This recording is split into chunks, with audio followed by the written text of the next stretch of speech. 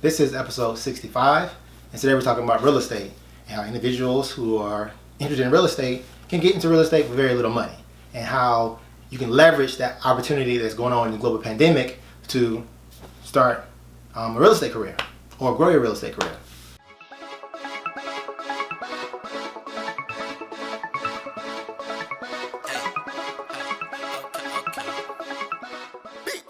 What's up, guys? Thank you for tuning in. Today we're talking about real estate.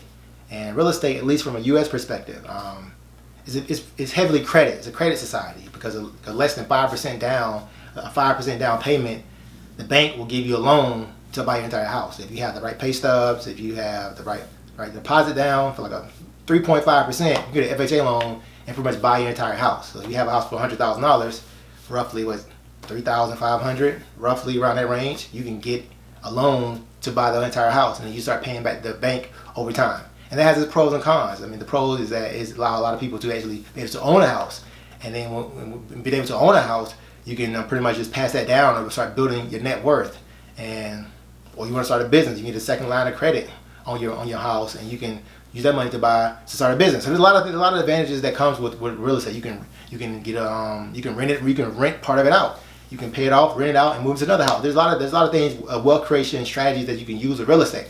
But the negative with that is that people also lose their homes at a higher rate in the U.S. than other places in the world, because you only put 3% down, and if you can't pay, if you lose your job, as we're seeing right now in this coronavirus, the global pandemic, people are losing their jobs. So when they're losing their jobs, they can't afford their mortgages anymore, so they're being placed in foreclosure. So if a person is interested in real estate, this is a pretty good time to start learning about how you can take advantage of this and start building your real estate portfolio and growing your net worth. I want to talk about at least one contract. Is what they call a subject to contract.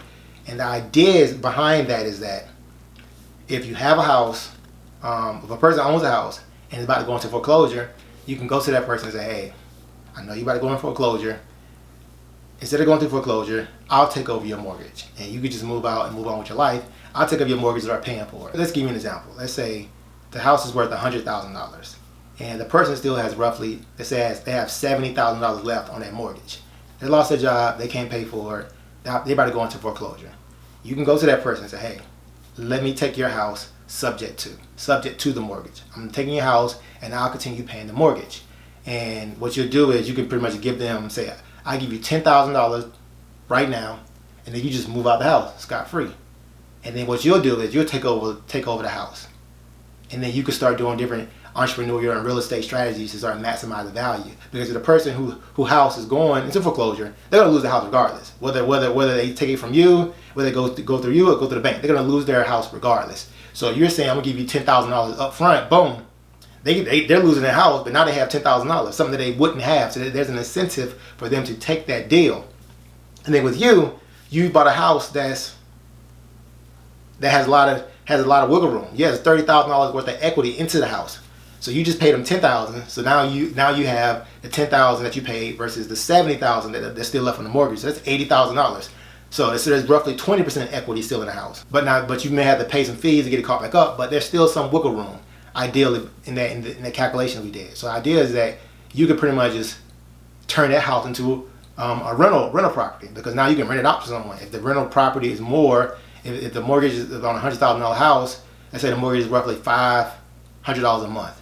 That's what the mortgage is, because the idea is that if it's a 30 year, and it's 5% interest on a 30-year loan, that's roughly about $500. You can rent it out in that market. If that rental, if in that neighborhood the rent is roughly $800, $900, or $1,000, you're making money just off that alone. You're making more than what you have to pay to the bank, and the bank is not really gonna care too much, because they just want that money. They want that money. So that's that. Another strategy you can take is you can pretty much just renovate the house. You can renovate the house, put another room onto it, put a balcony. You can fix the front of the house, fix the back of the house, and now you can increase the value of the house. So now you potentially be able to sell the house. This is every time you paid $80,000 and your renovations and everything, the property value has increased. You can sell it and make your money off of it. There's many things you can do. You can also be what they call bird dogging. You can pretty much just go looking for individuals that are in this situation, and you can sign an option agreement with them. An option contract. I'll buy your house subject to within 30 days. And then you can take that deal and assign it, an assignment contract, you can assign that to a real estate investor. If you go to your local real estate investment association, they're pretty much a real estate investment association somewhere within pretty much every city in America or close to every city in America, and you can find investors that are interested in those types of properties, and you can sell that option contract to them, and you can make money off of it without really putting up any of your own money. So that's an opportunity for individuals who are interested in real estate to get involved. Another strategy you can take is you can put the house into a trust, put it into a land trust. A land trust is just a revocable trust, and the beneficiary is an LLC. Oftentimes, individuals think they're being savvy with real estate. They'll put the house into an LLC, and they're saying that's protecting me. But it's not really protecting you, because the bank can trigger what they call a due on sales clause. Because you put it to LLC, the bank can say, okay, this is a sale, and they can make all the money due right now. And that's a big problem, because you want to make money. You don't want to be paying all the money out, particularly if you don't have the money. So by putting it into a trust, the bank can't trigger that, because according to the St. Garn-Germain Act, that's not considered something that would trigger the due on sales clause. So you can have the beneficiary being your LLC. And that way you can protect yourself and give yourself some privacy, as well as giving yourself some legal protection. So those are some of the things you can do.